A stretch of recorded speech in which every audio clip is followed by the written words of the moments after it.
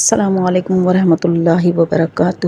آج 18 ذی الحجہ حضرت عثمان غنی رضی اللہ تعالیٰ عنہ کا یوم شہادت، اور اس کو حضرت عثمان غنی وہ شخص ہے جس نے قرآن پاک کو جمع کیا، یعنی اس کو جامع قرآن کہا جاتا ہے، قرآن پاک کو جمع کرنے والا۔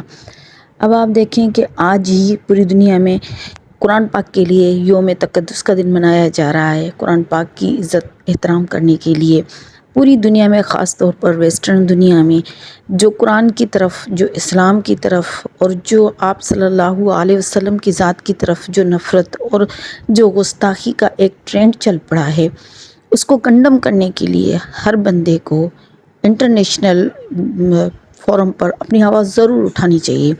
یہ ہمارا فرض ہے، یہ ہمارا حق ہے کہ ہم بتائیں کہ ہم مسلمانوں کو اس چیز سے تکلیف ہوتی ہے۔ نبی کریم صلی اللہ علیہ وسلم کی ذات پر اٹیک کیا جائے یا ہمارے قرآن پر اٹیک کیا جائے تو ایک مسلم ہونے کی حیثیت سے ہمیں تکلیف ہوتی ہے۔ ایسا کام نہ کیا کریں جو ہمیں تکلیف دے۔ ہمارا مذہب کسی بھی مذہب پر تنقید کرنا، اس کے خلاف بولنا، اس کو گالی گلوچ دینا، اس بات کی سختی سے منع کرتا ہے، لیکن اسلام کو چھوڑ کر آپ اگر دیکھیں گے انسانیت بھی اس چیز کو کنڈم کرتی ہے۔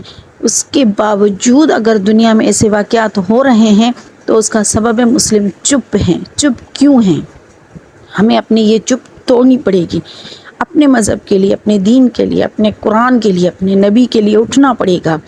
ہمیں اپنا احتجاج ریکارڈ کرانا پڑے گا، ہمیں لوگوں کو بتانا پڑے گا کہ ہمیں اس چیز سے تکلیف ہوتی ہے، ایسا نہ کریں، کیونکہ کل مر کے ہمیں اللہ کے سامنے بھی حاضر ہونا ہے، نبی کریم صلی اللہ علیہ وسلم کے سامنے بھی حاضر ہونا ہے۔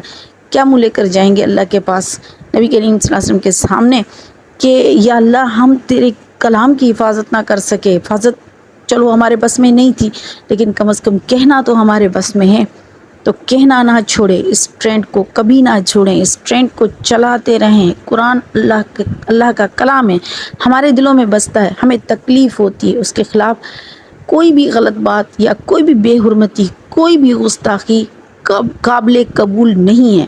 کوئی مسلمان اس کو قبول نہیں کرے گا، ہم اس کو کنڈم کرتے ہیں۔